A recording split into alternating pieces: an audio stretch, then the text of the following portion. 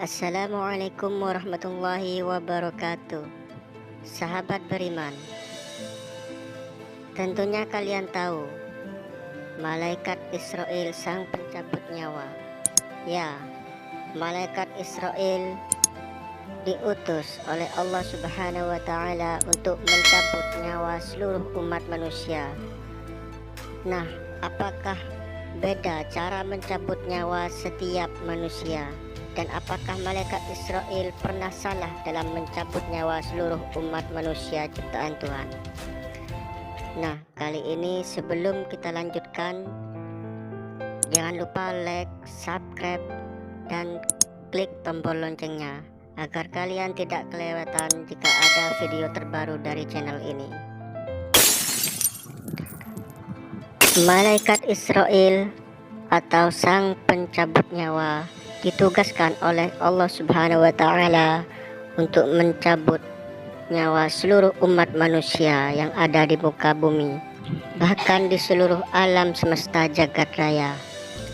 Tentunya sakitnya sangat luar biasa dan itu tergantung dari amal ibadahnya masing-masing, sesuai dengan sabda Rasulullah Shallallahu Alaihi Wasallam yang bunyinya, sakaratul maut itu sakitnya sama dengan tusukan 300 pedang.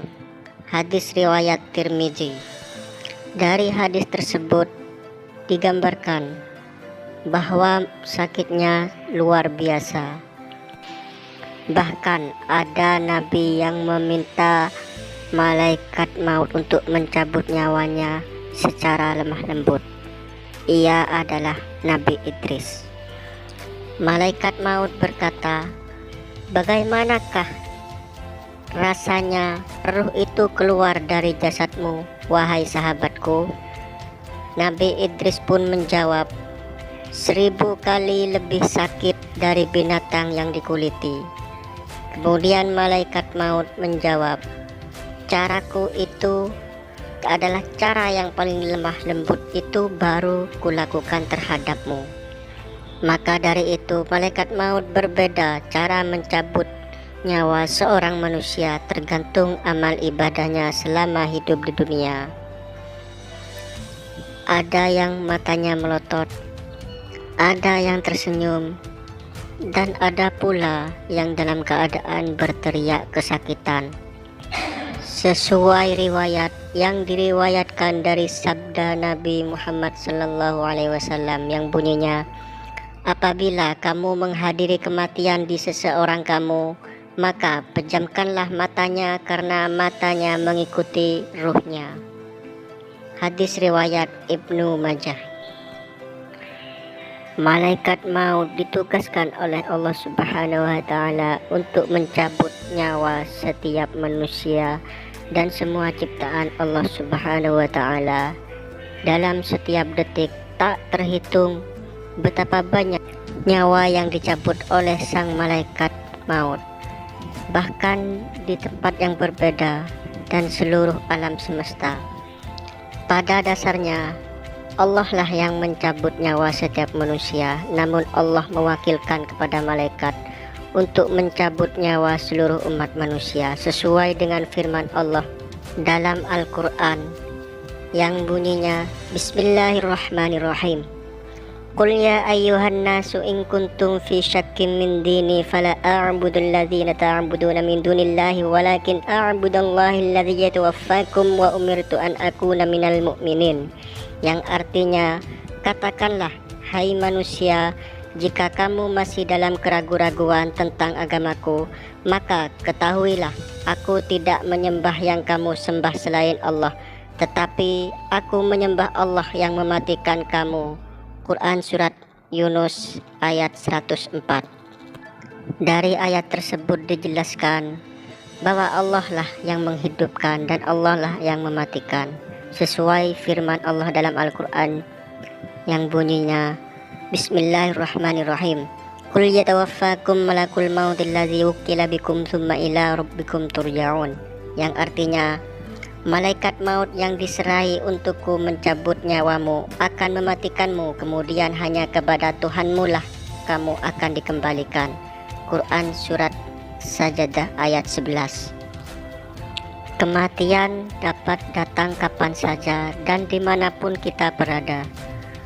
Mungkin kita berpikir, bagaimana malaikat mencabut nyawa dalam hal yang bersamaan di tempat yang berbeda pula. Dalam satu firman Allah menjelaskan dalam Al-Quran yang bunyinya, Bismillahirrahmanirrahim.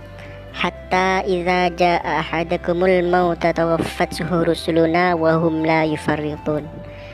Yang artinya, sehingga apabila datang kematian kepada salah seorang di antara kamu, ia diwafatkan oleh malaikat-malaikat kami, dan malaikat-malaikat kami itu tak melalaikan kewajibannya. Dengan demikian, tidak ada kesulitan sedikit pun bagi malaikat maut untuk mencabut nyawa seorang dalam waktu yang bersamaan, bahkan di tempat yang berbeda pula. Pernah diriwayatkan oleh Imam Abdurrahim bin Ahmad Al-Qadi dalam kitabnya Daqaidul Akhbar yang menjelaskan tentang sakaratul maut yang ditugaskan oleh Allah Subhanahu wa Ta'ala kepada malaikatnya untuk mencabut nyawa.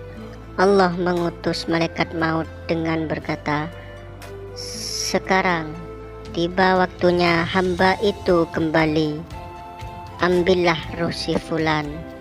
Kemudian malaikat maut langsung menghampiri hamba tersebut, dan malaikat maut hendak mencabut nyawa hamba tersebut dari arah mulutnya. Kemudian mulut hamba tersebut berkata kepada malaikat maut, "Wahai malaikat maut, engkau tidak bisa mengambil ruh dari jasad hamba ini, karena selama hidupnya hamba ini selalu berzikir kepada Allah Subhanahu wa Ta'ala dan selalu mengatakan perkataan-perkataan yang baik." Kemudian malaikat maut kembali menghadap Allah Subhanahu wa Ta'ala dengan menceritakan bahwa hamba tersebut berkata demikian dan berkata demikian. Kemudian Allah berkata, "Wahai malaikat maut, ambillah dan cabutlah nyawa seorang tersebut dari arah lain." Kemudian malaikat maut kembali menghampiri hamba tersebut dan hendak mencabut nyawanya dari arah tangannya. Kemudian tangan dari hamba tersebut berkata kepada malaikat maut, "Wahai malaikat maut, engkau tak bisa mencabut nyawa hamba ini, karena selama hidupnya hamba ini selalu mempergunakan tangannya untuk bersedekah dan berbuat hal-hal baik selama hidupnya." Kemudian malaikat maut pindah di kakinya dan hendak mencabut nyawa dari arah kaki dari hamba tersebut. Kemudian kaki dari hamba tersebut berkata, "Wahai malaikat maut, engkau pun tak bisa mencabut ruh hamba ini dari arah kakinya, karena hamba ini selama hidupnya mempergunakan kakinya untuk berjemaah ke dalam masjid dan untuk bergerak demi ke jalan kebaikan." Setelah itu malaikat maut pindah ke telinganya dan hendak mencabut nyawa hamba tersebut dari arah telinganya. Akan tetapi telinganya berkata, "Engkau pun tak bisa mengambil ruh hamba ini dari arah telinganya, karena hamba ini selama hidupnya selalu mendengar ayat-ayat suci Al-Quran dan selalu mendengarkan hal-hal baik selama hidupnya." Kemudian malaikat maut pindah ke matanya. Begitu pula mata dari hamba tersebut berkata bahwa engkau pun tak bisa mengambil ruh hamba ini dari arah matanya. Kemudian sang malaikat maut kembali menghadap kepada Allah Subhanahu wa Ta'ala. Kemudian Allah memerintahkan kepada malaikat maut, "Hai malaikat maut, gantungkanlah namaku di atas telapak tanganmu. Tampakkanlah namaku itu kepada hambaku hingga ruhnya bisa melihatnya dan mau keluar dari jasadnya." Demikianlah Allah mengutus malaikat maut untuk mencabut seluruh nyawa setiap umat manusia dan semua ciptaan dari Allah Subhanahu wa Ta'ala, dan tak ada kesulitan sedikit pun untuk malaikat maut atau malaikat Israel melakukan tugas tersebut. Semoga bermanfaat untuk sahabat beriman, dan saya akhiri. Wassalamualaikum warahmatullahi wabarakatuh.